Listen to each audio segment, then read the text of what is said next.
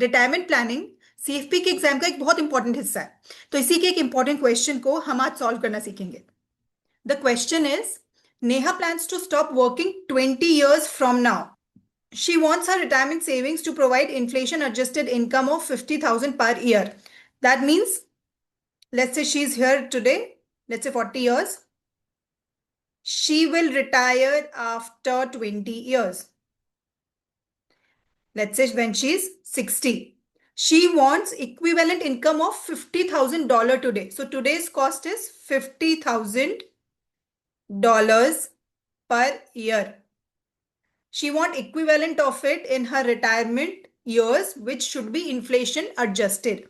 The income will be withdrawn at beginning of the year. That means it tells us type will be 1. Neha and advisor decide to plan for 30 years of retirement. So retirement starts at 60, let's say, and ends at 90 because it has to be 30 years of retirement. Assume inflation stays steady at 3.5%. So inflation is 3.5% per annum. And Neha's investment portfolio earns 8% per year. So the returns she's getting from her investment is 8% per annum. What lump sum must Neha have at the start of the retirement? So the start of the retirement, which is at 60 years, what is the retirement corpus she should have at this time is what the question is asking. Retirement corpus here. Second question is, how much lump sum should she invest today for this retirement corpus? So if she is to make some investment today when she is 40 years, how much should the investment be so that it gives her the retirement corpus at after 20 years? So this kind of questions are done in 3 steps. We'll understand one by one. सबसे पहला step क्या है? Inflate today's cost. आज की जो per year cost है उसको inflate करेंगे. आज की पर ईयर कॉस्ट कितनी है? 50,000 रुपीज और डॉलर पर ईयर. इसको इन्फ्लेशन से बढ़ाएंगे कितने ईयर्स के लिए? 20 ईयर्स. क्या मिलेगा? रिटायरमेंट का जो फर्स्ट ईयर है उसका एक्सपेंस. चलिए सॉल्व करते हैं. एन पर कितना है? नंबर ऑफ पीरियड्स या नंबर ऑफ ईयर्स कितने हैं? 20. रेट हम क्या कर रहे हैं? इन्फ्लेट कर रहे हैं. तो यहां पर रेट ऑफ रिटर्न नहीं यूज होगा, यहां पर इन्फ्लेशन रेट यूज होगा. किस अमाउंट को इन्फ्लेट कर रहे हैं? 50,000 को. सो पीवी कितना हो गया? 50,000. आप प्लस माइनस कुछ भी ले सकते हो. पीवी हो गया 50,000. एफवी यानी फ्यूचर में वैल्यू कितना हो जाएगा इसको कैलकुलेट कर लेंगे. कैसे करते हैं? Is equal to F V. ये हम पहले के जो वीडियोस हैं उसमें सीख चुके हैं, तो डिटेल में अगर जानना है आप उधर जा सकते हैं. Is equal to F V tab F X. Rate कितना है इधर से ले लेते हैं 3.5%. एन पर कितना है? 20. पीएमटी क्या कोई रेगुलर रेकरिंग पेमेंट है? नहीं, हम सिर्फ पीवी का एफवी निकाल रहे हैं. पीवी कितना है? -50. -50 सिर्फ माइनस में सिर्फ इसलिए ले लिया है सो दैट जो हम एफवी निकालें वो पॉजिटिव आ जाए. टाइप सिर्फ तभी रेलेवेंट है जब पीएमटी है, तो टाइप को भी छोड़ देंगे. ओके करेंगे. हमारे पास वैल्यू आ गई. आज जो लाइफस्टाइल 50,000 रुपीज कॉस्ट कर रहा है या $50,000 कॉस्ट कर रहा है, वही फ्यूचर में 99,489.44 डॉलर कॉस्ट करेगा. अब ये तो सिर्फ एक ईयर की कॉस्ट है. मुझे कितना लंबा रिटायरमेंट प्लान करना है? 30 ईयर्स का. नेक्स्ट स्टेप है calculate total fund required at the start of retirement. ये जो 30 ईयर्स का रिटायरमेंट है इसके स्टार्टिंग में कितना रिटायरमेंट कॉर्पस चाहिए जिससे कि मेरा पूरा रिटायरमेंट आराम से निकल जाए. इसको कैलकुलेट करने के लिए सबसे पहले हमको चाहिए होता है फर्स्ट ईयर का एक्सपेंस, जो कि हम पिछले स्टेप में निकाल चुके हैं. दूसरी सबसे इंपॉर्टेंट चीज निकालनी होती है रियल रेट ऑफ रिटर्न. इसको भी हम पिछले वीडियो में सीख चुके हैं कि रियल रेट ऑफ रिटर्न कैसे निकाला जाता है. रिकॉल के लिए 1 plus rate over 1 plus inflation -1. ये करके मैं अपना रेट कैलकुलेट कर देती हूं. Is equal to 1 plus rate of return जो कि कितना है? 8% divided by 1 plus inflation rate, right? 3.5% -1. तो ये मेरा आ गया रियल रेट ऑफ रिटर्न.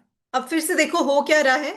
पहले ईयर का एक्सपेंस क्या है? 99,489 जो हमने पिछले स्टेप में निकाला था. ये मेरा खर्चा है फर्स्ट ईयर का रिटायरमेंट के। इसी खर्चे को इन्फ्लेशन एडजस्ट करना है हर ईयर, और कॉर्पस फाइंड आउट करना है। इन्फ्लेशन एडजस्ट हमें मैन्युअली करने की जरूरत नहीं है, उसके लिए हमने रियल रेट फाइंड कर दिया। अब हमें बेसिकली फ्यूचर में जितना भी खर्चा होने वाला है उसका चाहिए प्रेजेंट वैल्यू। अगर मैं सारे कैश फ्लोज का प्रेजेंट वैल्यू निकाल देती हूं तो मेरे पास में आ जाएगा कॉर्पस। यही है ना मेरा कॉर्पस, फ्यूचर के सारे खर्चों का प्रेजेंट वैल्यू। तो हम क्या फाइंड आउट कर रहे हैं? प्रेजेंट वैल्यू, ये हमें कैलकुलेट करना है। सारी वैल्यूज पुट कर देते हैं। रेट है 4.35%। कितने इयर्स का मेरा रिटायरमेंट है? 30 इयर्स का। देखो सारी चीजें ईयर्स में ही हो रही है, राइट। हमने नॉमिनल इफेक्टिव वाले वीडियो में देखा था कि पीएमटी का जो भी इंटरवल होगा वो हमें फॉलो करना है। तो पीएमटी यहाँ ईयर्स में है। कितना है वो पिछले स्टेप में निकाला था, वहां से ले लेते हैं। राइट, ये मेरा पीएमटी है। टाइप क्या है? तो क्वेश्चन में जाओ, देखो क्या कह रहा है question. Income will be withdrawn at the beginning of the year. Beginning of the year means type क्या हो जाएगा? 1, बिगिन। फ्यूचर वैल्यू कुछ है क्या? आपको रिटायरमेंट के एंड पे कुछ चाहिए? नहीं, राइट, जीरो। सारा कॉर्पस खत्म हो जाए, एफवी जीरो है। अब क्या ये सब इंफॉर्मेशन की हेल्प से हम अपना पीवी निकाल सकते हैं? Is equal to PV. Rate, मेरा रेट क्या है? रियल रेट ऑफ रिटर्न लेंगे हमेशा जब भी रिटायरमेंट कॉर्पस निकालते हैं। Number of years 30। पीएमटी क्या रेकरिंग एक्सपेंस होना है ईयरली। एफवी कितना है? जीरो, उसको छोड़ भी सकते हैं। टाइप कितना है? 1। एंटर। पीवी आ गया। ये क्या है? ये रिटायरमेंट का कॉर्पस है। रिटायरमेंट कॉर्पस है $1721728। इतना चाहिए स्टार्टिंग में। फिर क्वेश्चन ने क्या पूछा था? वापस जाओ क्वेश्चन में। क्वेश्चन ने सबसे पहले पूछा था what lump sum must Neha have ready eight start of retirement. सबसे पहले पूछा कि रिटायरमेंट के स्टार्ट में कितना कॉर्पस चाहिए, कितना लमसम चाहिए। वो हमने स्टेप 2 में कैलकुलेट कर लिया, राइट। उसके बाद क्या पूछा है? How much lump sum should she invest today for this retirement corpus. यहां पर रिटायरमेंट पे चाहिए दिस अमाउंट, राइट। रिटायरमेंट पे ये अमाउंट चाहिए। ये अमाउंट अक्यूमुलेट करने के लिए आज वो कितना इन्वेस्टमेंट कर दे। सो सिंपली इसको डिस्काउंट करेंगे। किस रेट से डिस्काउंट करेंगे? हमेशा इन्वेस्टमेंट के रेट से। इन्वेस्टमेंट रेट कितना है मेरा? इन्वेस्टमेंट रेट है 8%। 8% से डिस्काउंट कर देंगे। तो डायरेक्टली भी कर सकते हैं। आपको मैंने एक वीडियो में फॉर्मूला बताया था कि PV is equal to F V divided by 1 + r⁻n। आप डायरेक्टली इससे भी कर सकते हो, या फिर आप इधर से पीवी को भी कैलकुलेट कर सकते हो। दोनों तरीके से करके देख लेते हैं। पहले इस डायरेक्ट फॉर्मूला से करते हैं। Is equal to F V. F V कितना है मेरा, यानी फ्यूचर में मुझे कितना मिलना है, ये अमाउंट, राइट। डिवाइडेड बाय, इस स्टेप में कौन सा रेट लेना है? Rate of return. वो कितना है? 8%,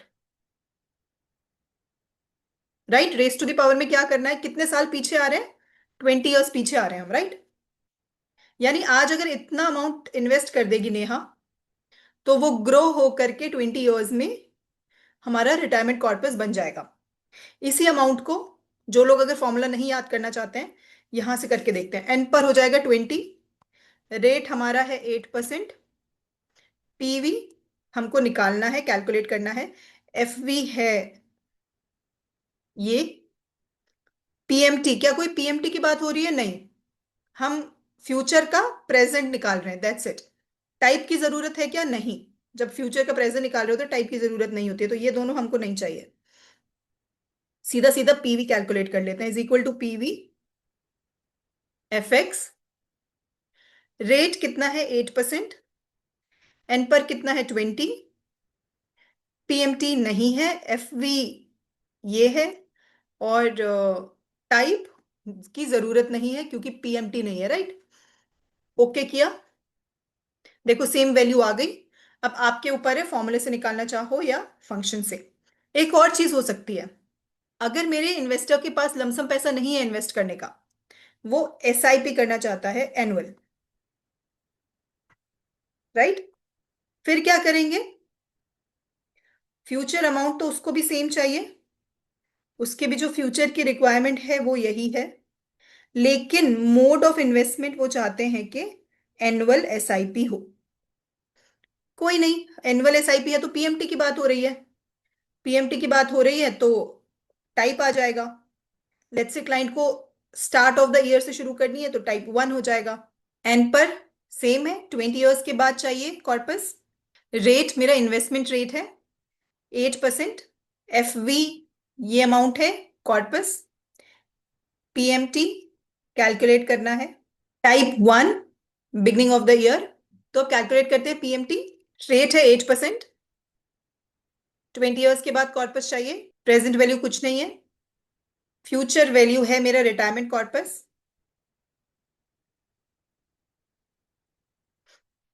टाइप है 1।